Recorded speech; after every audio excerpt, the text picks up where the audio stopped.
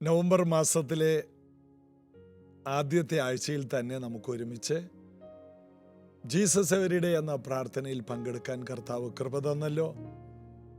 നമുക്ക് സംഭവിക്കുന്നതെല്ലാം കർത്താവ് നന്മയാക്കി മാറ്റും. പ്രത്യേകിച്ച് തെറ്റായ ജനങ്ങൾ നമുക്കെപ്പോഴും നല്ല പാഠങ്ങൾ പഠിപ്പിച്ചു തരാറുണ്ട്. നമ്മൾ പറയും, ആ വ്യക്തി ശരിയല്ല, ഈ വ്യക്തി ശരിയല്ല. നമ്മുടെ ജീവിതത്തിൽ എപ്പോഴും ശരിയായ വ്യക്തികൾ മാത്രമല്ല നമ്മളുമായിട്ട് കണക്റ്റ് ആകുന്നത്. നമ്മുടെ ജീവിതത്തിൽ തെറ്റായ വ്യക്തികളുമായിട്ടും കണക്റ്റ് ആകേണ്ടി വരും. എന്നാൽ അതിൽ നിന്നെല്ലാം കർത്താവ് നമുക്ക് നല്ല പാഠങ്ങൾ പഠിപ്പിച്ചു തരും. അതുകൊണ്ട് ദൈവത്തെ സ്നേഹിക്കുന്നവർക്ക്, നിർണയപ്രകാരം വിളിക്കപ്പെട്ടവർക്ക് തന്നെ സകലതും നന്മയ്ക്കായി കൂടി വ്യാപരിക്കും.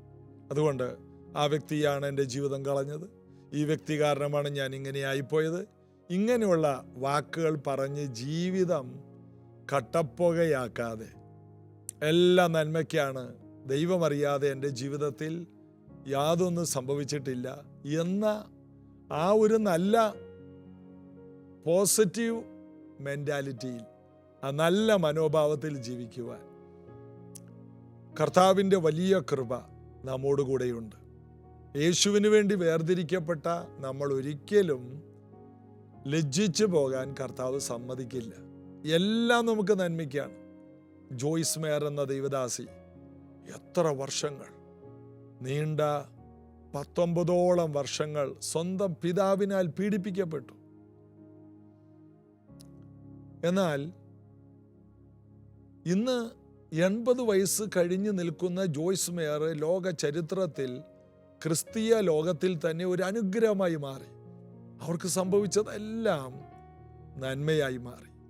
അതുകൊണ്ട് നമ്മുടെ ജീവിതത്തിൽ എന്ത് സംഭവിച്ചാലും അത് നന്മയ്ക്കാണെന്ന് മാത്രം പറഞ്ഞ് എല്ലാറ്റിനും വേണ്ടി സ്തോത്രം ചെയ്യണം.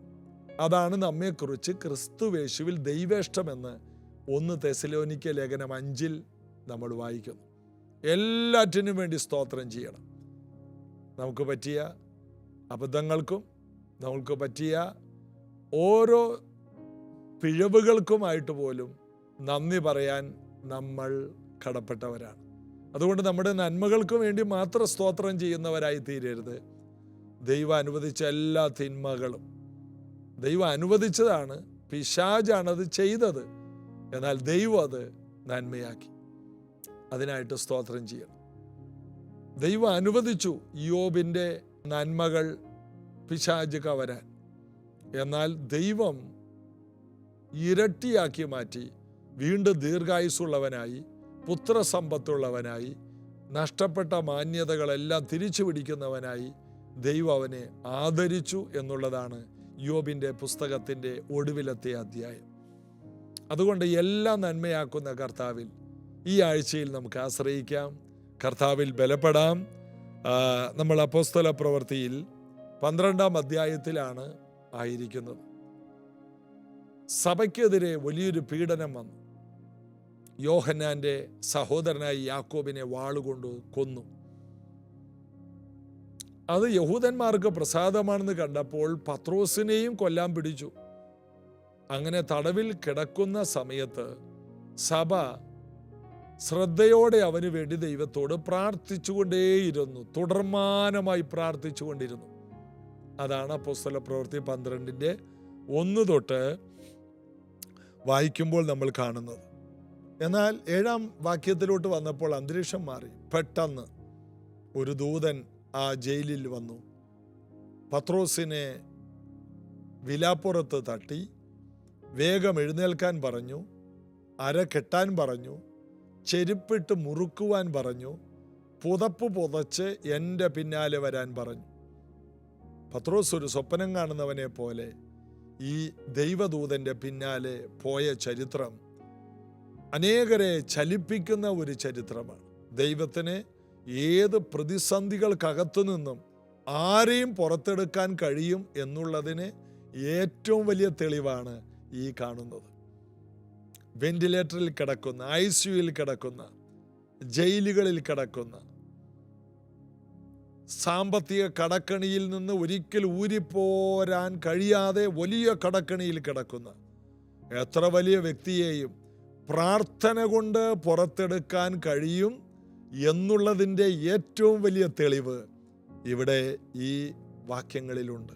അതുകൊണ്ട് നിങ്ങൾ കടന്നു പോകുന്ന ഇന്നത്തെ വലിയ പ്രശ്നത്തിൽ നിങ്ങൾ ഈ ഭാഗം വായിച്ചിട്ട് പറയണം, എനിക്കും ഈ പ്രതിസന്ധികളിൽ നിന്ന്, ഞാൻ അനുഭവിക്കുന്ന യാതനകളിൽ നിന്നെല്ലാം എനിക്ക് ഈ അധ്യായപ്രകാരം പുറത്തു വരാൻ കഴിയുമെന്ന് നിങ്ങൾ നിങ്ങളോട് തന്നെ പറയണം. നിങ്ങളത് ഏറ്റുപറയണം, നിങ്ങളത് വിശ്വാസമായി പറയണം, നിങ്ങൾ വീട്ടിലുള്ളവരോട് പറയണം. മറ്റുള്ളവർ ചിലപ്പോൾ പെട്ടെന്ന് അത് ഉൾക്കൊള്ളണമെന്നില്ല. എന്നാൽ വിശ്വാസത്താൽ നിങ്ങൾ പറഞ്ഞുകൊണ്ടേയിരിക്കണം, നിങ്ങൾ പ്രാർത്ഥിച്ചുകൊണ്ടേയിരിക്കണം, നിരന്തരം അതിനായിട്ട് സ്തോത്രം പറഞ്ഞുകൊണ്ടിരിക്കണം. അത് സംഭവിച്ചിരിക്കുക. എത്ര വലിയ പ്രശ്നത്തിൽ നിന്നും നമ്മുടെ വീട് പുറത്തു വരും. അങ്ങനെ 9-ാമത്തെ വാക്യത്തിലോട്ട് വരുമ്പോൾ, പത്രോസ് ദൈവദൂതന്റെ പിന്നാലെ ചെന്നു. ദൂതൻ മുഖാന്തരം സംഭവിച്ചത് വാസ്തവമെന്ന് അറിയാതെ താൻ ഒരു ദർശനം കാണുന്നു എന്ന് ചിന്തിച്ചു. ഈ സംഭവിക്കുന്നതെല്ലാം വാസ്തവമാണെന്ന് പോലും വിശ്വസിക്കാൻ കഴിയാത്ത നിലയിൽ കർത്താവ് അവിടെ പ്രവർത്തിക്കുകയാണ്. ഒന്ന് ആലോചിച്ച് നോക്കിയേ. ചങ്ങലകൾ തന്നെ അഴിഞ്ഞ് താഴെ വീണു. ആ കൂടെ ഉണ്ടായിരുന്ന ജയിലധികാരികൾ അത് അറിഞ്ഞില്ല. വെളിയിൽ കാവൽ നിൽക്കുന്നവർ അവിടെ തന്നെ നിൽപ്പുണ്ട്. അവർക്ക് അവരുടെ കണ്ണിന് ഇവരെ രണ്ടുപേരെയും പോകുന്നത് കാണാൻ പോലും കഴിഞ്ഞില്ല. 1, 2, 3 വലിയ വാതിലുകൾ, ഈ ജയിലിന്റെ 3 വാതിലുകളും തുറന്നു. ആ തുറന്നതിൻ്റെ ശബ്ദമോ അനക്കമോ അവിടെ നിന്ന പട്ടാളക്കാർക്ക് അല്ലെങ്കിൽ ആ പോലീസുകാർക്ക്, പാറാവുകാർക്ക് കാണാൻ കഴിഞ്ഞില്ല. ആയുധങ്ങളായി നിൽക്കുന്നവർക്ക് ഒന്നും മനസ്സിലായില്ല. അവരാരും ഉറങ്ങുകയല്ല, എന്നാൽ അവർക്ക് ഒന്നും മനസ്സിലായില്ല. അതുപോലെ കർത്താവ് പ്രവർത്തിച്ചു. രസമതല്ല, പത്രോസിനും ഒന്നും മനസ്സിലായില്ല. അവനെന്തെങ്കിലും മനസ്സിലായിരുന്നെങ്കിൽ അവൻ ശബ്ദം ഉണ്ടാക്കുമായിരുന്നു. അയ്യോ, ഞാനെവിടെയാണ്? അവൻ്റെ വായെ കർത്താവ് അങ്ങോട്ട് അറസ്റ്റ് ചെയ്ത് കളഞ്ഞു. അവൻ്റെ ബോധത്തെ കർത്താവ് മറച്ചു കളഞ്ഞു. ഇതുപോലെ ചിന്തിക്കാൻ കഴിയാത്ത നിലയിൽ വെളിയിൽ കൊണ്ടുവരുന്ന ഒരു കർത്താവിൻ്റെ കരം ഇന്ന് പലരും കാണും. ഇന്ന് നിങ്ങളുടെ പ്രാർത്ഥനാ ജീവിതത്തെ ഒന്നുകൂടി ഒന്ന് പൊടി കൊട്ടി കുടഞ്ഞ് ഒന്നുകൂടി ഒന്ന് ആരംഭിക്കുക. നിങ്ങൾ പുറത്തു വരും. അത് നിങ്ങൾ എത്ര പ്രശ്നത്തിലാണെങ്കിലും നിങ്ങൾ പുറത്തു വരും. എത്ര ദാരിദ്ര്യത്തിലാണെങ്കിലും നിങ്ങൾ പുറത്തു വരും. ഒരിക്കൽ കടക്കാർ വന്ന് മക്കളെ പിടിച്ചുകൊണ്ടു പോകാൻ പോകുന്നു, അടിമകളാക്കാൻ പോകുന്നു. ഒരു ദൈവദാസന്റെ ഭാര്യ കരഞ്ഞുകൊണ്ട് ഏലീശ പ്രവാചകന്റെ അടുത്ത് എന്ന് പറഞ്ഞു. അപ്പോൾ ഇല്ല ഇല്ല ഇല്ല, ഇതാണ് അവളുടെ ജീവിതത്തിൽ പറയാനുള്ളത്. സാമ്പത്തികമില്ല, ഭർത്താവില്ല, മക്കൾക്ക് നല്ല ജീവിതമില്ല, കടക്കാർ പിടിച്ചുകൊണ്ടുപോയാൽ എൻ്റെ മക്കളില്ല, എനിക്കാരുമില്ല. അപ്പം ഇല്ല എന്ന ഒരു അന്തരീക്ഷത്തിലായ ഒരു സ്ത്രീയോട് ഏലീശ ചോദിക്കുന്ന ഒരു ചോദ്യമുണ്ട്. നിന്റെ വീട്ടിൽ എന്തുണ്ട്? ഇല്ലെന്ന് പറയാൻ മലയാളിക്ക് ഭയങ്കര കഴിവാണ്. ഇല്ല എന്ന് പറയുന്നതിൽ PhD എടുത്തവരാണ്. എന്നാൽ എന്തെങ്കിലും ഉണ്ടോ? അവൾ പറഞ്ഞു, എൻ്റെ വീട്ടിൽ ഉണ്ടെന്ന് പറയാൻ ഒരു ഭരണി എണ്ണയല്ലാതെ വേറെ ഒന്നുമില്ല. എലീശയ്ക്ക് പറയാനുള്ളത് അതുകൊണ്ടല്ലോ, നീ വീട്ടിൽ പോയി കതകടച്ച് നാട്ടിലുള്ള സകല പാത്രങ്ങളും കാലിപാത്രങ്ങളും കൊണ്ടുവന്ന് നിന്റെ ആ ഭരണിയിലുള്ള എണ്ണ ആ കാലിപാത്രങ്ങളിലേക്ക് ഒഴിച്ച് എല്ലാ കാലിപാത്രങ്ങളെയും നിറക്കുക. നിറവ് എന്നുള്ളത് കർത്താവിൻ്റെ ഒരു പരിപാടിയാണ്. അങ്ങനെ അവൾ ഒഴിച്ച് അവൾക്ക് ചിന്തിക്കാൻ കഴിയുന്നില്ല, ഇതെങ്ങനെ സംഭവിക്കുന്നു. ഇല്ല ഇല്ല എന്ന് പറയുന്നവൾ ഇപ്പോൾ ഉണ്ട് ഉണ്ട് ഉണ്ട് എന്ന് പറഞ്ഞു. എന്നാൽ ആ പിള്ളേര് വന്നിട്ട് ഏറ്റവും ഒടുവിൽ പറഞ്ഞു, ഇനി പാത്രം ഇല്ല. ഈ ഇല്ല എന്ന് പറഞ്ഞപ്പോൾ എണ്ണ നിന്നു. പിള്ളേര് വന്നിട്ട് പറഞ്ഞു, ഇനി നാട്ടിലെ പാത്രങ്ങൾ, ഇനി പാത്രം ഇല്ല. ആ കുഞ്ഞുങ്ങൾ പറയണമായിരുന്നു, ഈ അമ്മയുടെ കേട്ടല്ലേ പഠിച്ചത്. ആ കുഞ്ഞുങ്ങൾ പറയണമായിരുന്നു, ഇനിയും പാത്രമുണ്ട്, ദേശത്ത് എന്തോരം പാത്രമുണ്ട്. അവർക്ക് വാടക എടുക്കാമായിരുന്നില്ല. വെറുതെ ഇരിക്കുന്ന പാത്രങ്ങൾ ഞങ്ങൾ ഇത്ര രൂപ വെച്ച് തരാം. വീട്ടിനകത്തുനിന്ന് പാത്രങ്ങൾ ഇങ്ങനെ നിറച്ച് പറമ്പിലോട്ട് നിറക്കണം. ജോലിക്കാരെ വെച്ച് ചെയ്യാനുള്ള ഒരു ടെക്നോളജി അവിടെ കൊണ്ടുവരണമായിരുന്നു, ഒരു സംവിധാനം. എത്ര രാജ്യങ്ങളിലേക്ക് എണ്ണ കൊടുക്കാമായിരുന്നു. ഷിപ്പുകളിലാക്കി എണ്ണ പല രാജ്യത്തേക്കും ഈ സ്ത്രീക്ക് കയറ്റിവിടാമായിരുന്നില്ലേ? ഇല്ല ഇല്ല ഇല്ല എന്ന ഒരു ശീലം നമ്മുടെ എന്തൊക്കെയോ നിന്നു പോകാൻ നമ്മൾ കാരണമാക്കിയില്ലേ? അതുകൊണ്ട് പത്രോസും എനിക്കാരുമില്ല എന്ന് പറയാൻ പോലും ദൈവം അനുവദിച്ചില്ല. അവൻ ഒരു സ്വപ്നം കാണുന്നവനെ പോലെയായി മാറി. അവൻ അറിയില്ല. അവിടെ വായിക്കുന്നു, അവൻ പിന്നാലെ ചെന്നു. ദൂതൻ മുഖാന്തരം സംഭവിച്ചത് വാസ്തവം എന്നറിയാതെ താൻ ഒരു ദർശനം കാണുന്നു എന്ന് നിരൂപിച്ചു. ദർശനമല്ല, ഇത് നേരിട്ടാ. അപ്പൊ ദർശനത്തിന്റെ ആളാണ് പത്രോസ്. പത്രോസ് ഓർത്തു, കൊർന്നല്യോസിന്റെ വീട്ടിലോട്ട് പോകാൻ കണ്ട ദർശനം പോലെയൊക്കെ ഒരു ദർശനമായിരിക്കും. ആ ഒരു സ്വപ്നാവസ്ഥയിൽ അവനെ ആക്കി. അവനൊരു നെഗറ്റീവ് പറയാനോ, അയ്യോ ഇവിടെ പട്ടാളക്കാർ നിൽക്കുന്നു, അയ്യോ നമ്മളെങ്ങനെ പോകും, ഇങ്ങനെയൊന്നും പറയിപ്പിക്കാൻ പോലും ദൈവം അവനെ അനുവദിച്ചില്ല. ഇതാണ് കർത്താവ്. നിന്നെ കർത്താവിന് പുറത്ത് കൊണ്ടുവരണമെങ്കിൽ കർത്താവിന് ക്ലാസ് ഒന്നും എടുക്കണ്ട, ഇങ്ങനെ എന്നെ പുറത്ത് കൊണ്ടുവരാവൂ.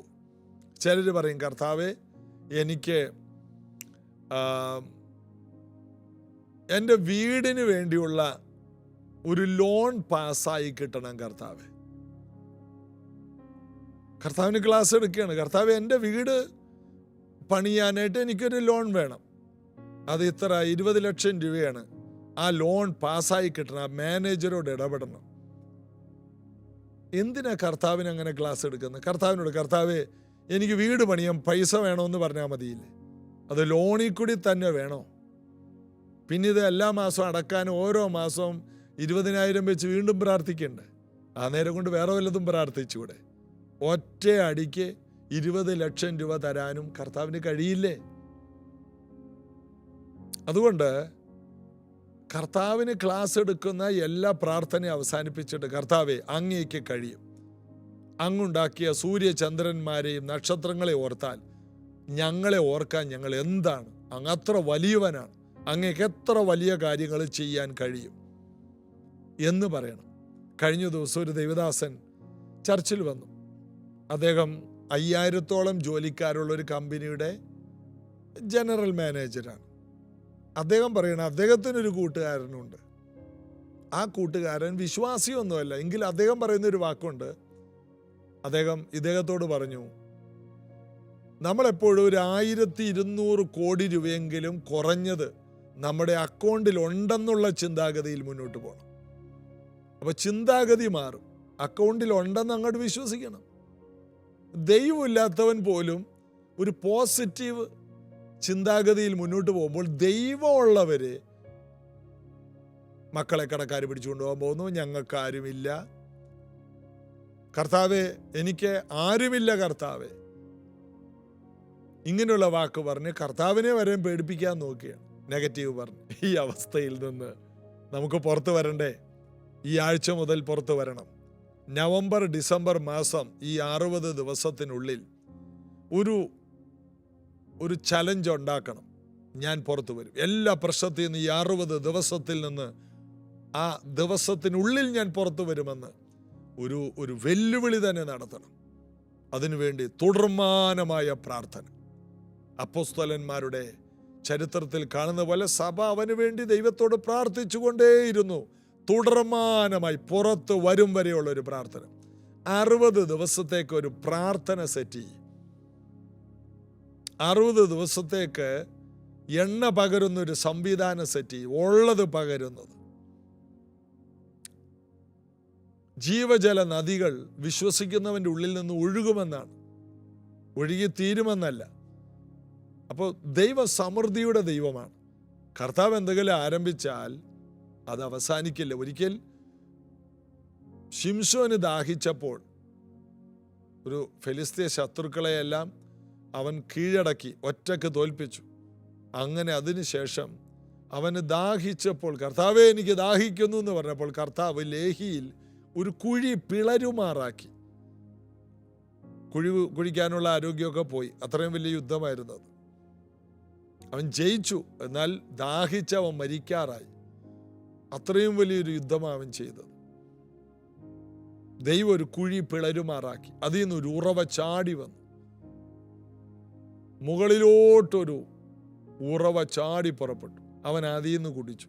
അവിടെ എഴുതിയിരിക്കുന്ന അത് ഇപ്പോഴും അവിടെ ഉണ്ടെന്ന്. ദൈവം എന്തെങ്കിലും ഒരാൾക്ക് വേണ്ടി തുറന്നാലും അത് പല തലമുറകളിലേക്ക് ദൈവം അത് കൈമാറും. ആരോടൊക്കെയോ ദൈവം സംസാരിക്കുന്നു. നീ പ്രാർത്ഥിച്ച് തുറക്കുന്നത് നിന്റെ മക്കളുടെ മക്കളുടെ മക്കളുടെ കാലത്തേക്കും അത് അടയാത്ത ഒരു ഉറവയായിരിക്കും. അടുത്ത തലമുറയ്ക്ക് വേണ്ടി നിങ്ങൾ ചിലതൊക്കെ പ്രാർത്ഥിച്ച് തുറക്കണം. നമ്മുടെ കാലശേഷം നമ്മുടെ അടുത്ത തലമുറ പറയും, ഞങ്ങളുടെ വല്യമ്മച്ചി, ഞങ്ങളുടെ വല്യപ്പൻ എത്ര പ്രാർത്ഥിച്ച് തുറന്നതാണ് ഇന്ന് ഞങ്ങൾ അനുഭവിക്കുന്നത് എന്ന് പറഞ്ഞ് സന്തോഷിക്കണം. നമ്മളെ ഓർത്ത് ദൈവത്തിന് നന്ദി പറയാനായിട്ട് ഒരു തലമുറ ഉണ്ടാകട്ടെ. കർത്താവ് അനുഗ്രഹിക്കട്ടെ. നമുക്ക് ഒരുമിച്ച് പ്രാർത്ഥിക്കാം. സ്വർഗീയ പിതാവേ, ഇന്ന് ഞങ്ങൾ ചിന്തിച്ച ഈ കാര്യങ്ങളിൽ പരിശുദ്ധാത്മാവ് കൂടിയിരിക്കണം. സ്വപ്നം കാണുന്നവരെ പോലെ ഇന്നായിരിക്കുന്ന എല്ലാ അവസ്ഥകളിൽ നിന്നും ഇത് കേൾക്കുന്നവർ പുറത്തു വരട്ടെ. ഞങ്ങളത് കാത്തിരിക്കുന്നു. ഈ വചനം നിറവേറട്ടെ.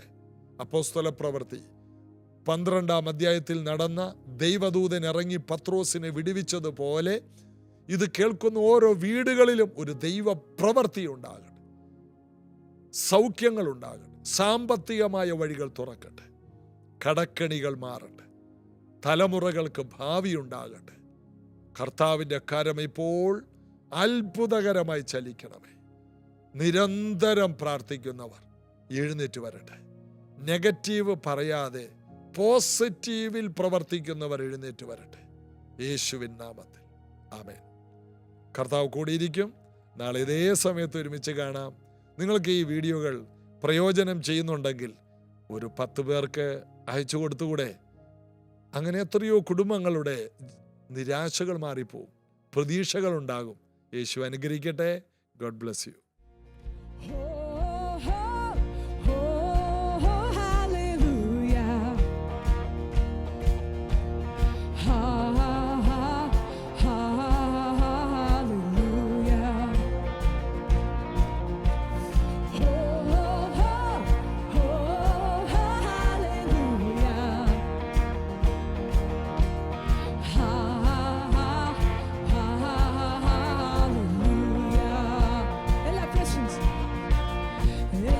പ്രശംസയും എല്ലാ പുകഴ്ചയും യേശുവിന്, എല്ലാ സ്തുതികളും എല്ലാ മഹത്വവും രാജാവിന്. ക്രൂശിൽ മരിച്ച